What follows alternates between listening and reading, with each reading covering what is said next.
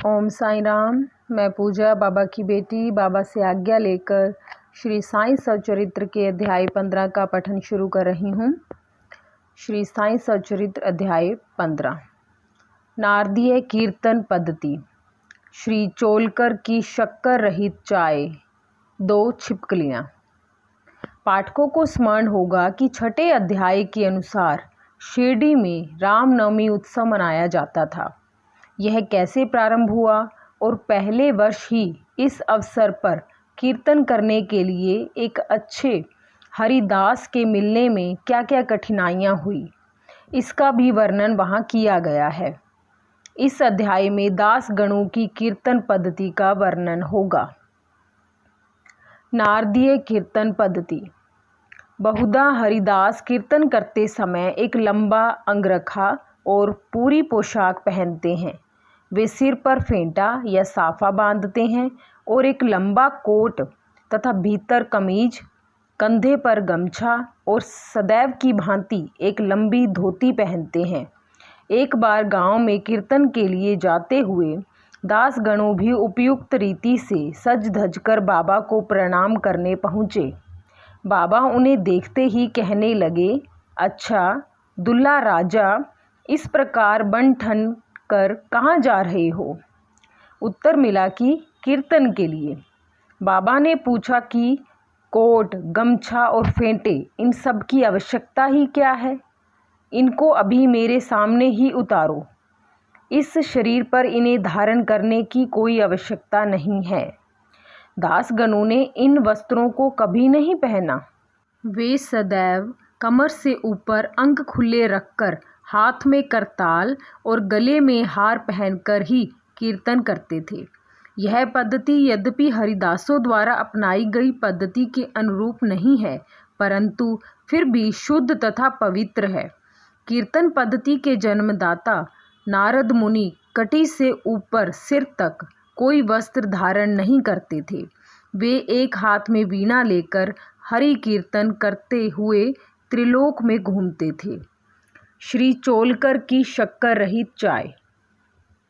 बाबा की कीर्ति पूना और अहमदनगर जिलों में फैल चुकी थी, परंतु श्री नाना साहिब चांदोरकर के व्यक्तिगत वार्तालाप तथा दासगणों के मधुर कीर्तन द्वारा बाबा की कीर्ति कोंकण, बंबई प्रांत में भी फैल गई। इसका श्रेय केवल श्री दासगणों को ही है। उन्होंने अपने सुंदर प्राकृतिक कीर्तन से बाबा को घर घर पहुंचा दिया। श्रोताओं की रुचि प्राय भिन्न भिन्न प्रकार की होती है। किसी को हरिदासों की विद्वता, किसी को भाव, किसी को गायन, तो किसी को चुटकुले तथा किसी को वेदांत विवेचन और किसी को उनकी मुख्य कथा रुचिकर प्रतीत होती है। परंतु ऐसे बिरले ही हैं जिनके हृदय में संत कथा या कीर्तन सुनकर श्रद्धा और प्रेम उमड़ता हो। श्रीदास गणों का कीर्तन श्रोताओं के हृदय पर स्थायी प्रभाव डालता था। एक ऐसी घटना नीचे दी है। एक समय ठाणे के श्री कोपिनेश्वर मंदिर में श्रीदास गणों कीर्तन में श्री साईं बाबा का गुणगान कर रहे थे। श्रोताओं में एक चोलकर नामक व्यक्ति, जो ठाणे के दीवानी न्यायालय में एक अस्थायी कर्मचारी था, भी वहां उपस्थित था। दासगणों का कीर्तन सुनकर वह बहुत प्रभावित हुआ और मन ही मन बाबा को नमन कर प्रार्थना करने लगा कि हे बाबा, मैं एक निर्धन व्यक्ति हूँ और अपने कुटुंब का भरण पोषण भी भली भांति करने में असमर्थ हूँ। यदि मैं आपकी कृपा से विभागीय परीक्षा में उत्तीर्ण हो गया तो आपके श्री चरणों में उपस्थित होकर आपके निमित्त मिश्री का प्रसाद बांटूंगा। भाग्य ने पलटा खाया और चोलकर परीक्षा में उत्तीर्ण हो गया। उसकी नौकरी भी स्थायी हो गई। अब केवल संकल्प ही शेष रहा। शुभस्य शीघ्रम। श्री चोलकर निर्धन तो था ही और उसका कुटुंब भी बड़ा था, अतः वह शिरडी यात्रा के लिए मार्ग व्यय जुटाने में असमर्थ हुआ।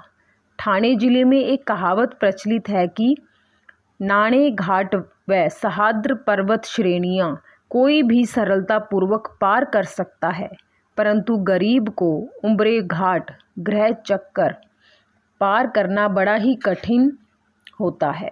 श्री चोलकर अपना संकल्प शीघ्र अतिशीघ्र पूरा करने के लिए उत्सुक थे। उसने मितव्ययी बनकर अपना खर्च घटाकर पैसा बचाने का निश्चय किया। इस कारण उन्होंने बिना शक्कर की चाय पीना प्रारंभ किया और इस तरह कुछ द्रव्य एकत्रित कर वे शिरडी पहुंचा। उन्होंने बाबा का दर्शन कर उनके चरणों पर गिरकर नारियल भेंट किया तथा अपने संकल्पानुसार श्रद्धा से मिश्री वितरित की और बाबा से बोला कि आपके दर्शन से मेरे हृदय को अत्यंत प्रसन्नता हुई है। मेरी समस्त इच्छाएं तो आपकी कृपा दृष्टि से उसी दिन पूर्ण हो चुकी थी। मस्जिद में श्री चोलकर का आतिथ्य करने वाले श्री बापू साहिब जोग भी वहीं उपस्थित थे। जब वे दोनों वहां से जाने लगे तो बाबा जोग से इस प्रकार कहने लगे कि अपने अतिथि को चाय के प्याले में अच्छी तरह शक्कर मिलाकर देना। इस अर्थपूर्ण शब्दों को सुनकर श्री चोलकर का हृदय भर आया और उसे बड़ा आश्चर्य हुआ। उसके नेत्रों से अश्रु धाराएं प्रवाहित होने लगी और वे प्रेम से विहल होकर श्री चरणों पर गिर पड़े। श्री जोग को अधिक शक्कर सहित चाय के प्याले अतिथि को दो, यह विचित्र आज्ञा सुनकर बड़ा कौतूहल हो रहा था कि यथार्थ में इसका अर्थ क्या है। बाबा ने उन्हें संकेत किया था कि वे शक्कर छोड़ने के गुप्त निश्चय से भली भांति परिचित हैं। बाबा का यह कथन था कि यदि तुम श्रद्धापूर्वक मेरे सामने हाथ फैलाओगे तो मैं सदैव तुम्हारे साथ रहूँगा। यद्यपि मैं शरीर से यहाँ हूँ, परंतु मुझे 7 समुद्रों के पार भी घटित होने वाली घटनाओं का ज्ञान है।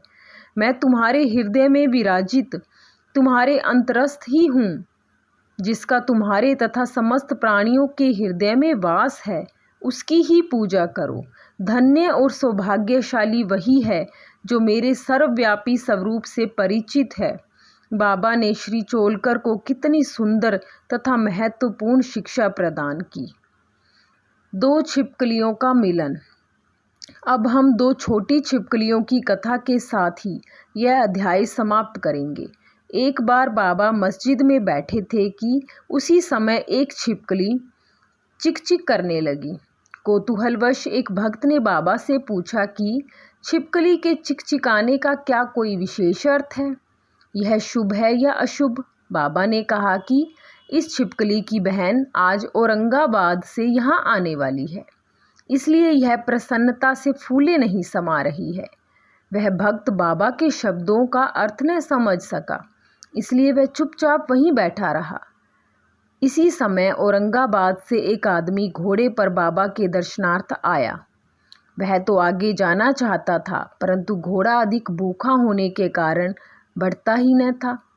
तब उसने चना लाने एक थैली निकाली और धूल झटकारने के लिए उसे भूमि पर फटकारा तो उसमें से एक छिपकली निकली और सबके देखते देखते ही वह दीवार पर चढ़ गई। बाबा ने प्रश्न करने वाले भगत से ध्यानपूर्वक देखने को कहा। छिपकली तुरंत ही गर्व से अपनी बहन के पास पहुंच गई थी। दोनों बहनें बहुत देर तक एक दूसरे से मिली और परस्पर चुंबन व आलिंगन कर चारों ओर घूम घूम कर प्रेम पूर्वक नाचने लगी। कहाँ शिरडी और कहाँ औरंगाबाद। किस प्रकार एक आदमी घोड़े पर सवार होकर थैली में छिपकली को लिए हुए वहाँ पहुँचता है और बाबा को उन 2 बहनों की भेंट का पता कैसे चला, यह सब घटना बहुत आश्चर्यजनक है और बाबा की सर्वव्यापकता की द्योतक है। शिक्षा। जो कोई इस अध्याय का ध्यानपूर्वक पठन और मनन करेगा, साईं कृपा से उसके समस्त कष्ट दूर हो जाएंगे और वह पूर्ण सुखी बनकर शांति को प्राप्त होगा। श्री सद्गुरु साईनाथ अर्पणमस्तु। शुभम भवन्तु। ओम साई राम।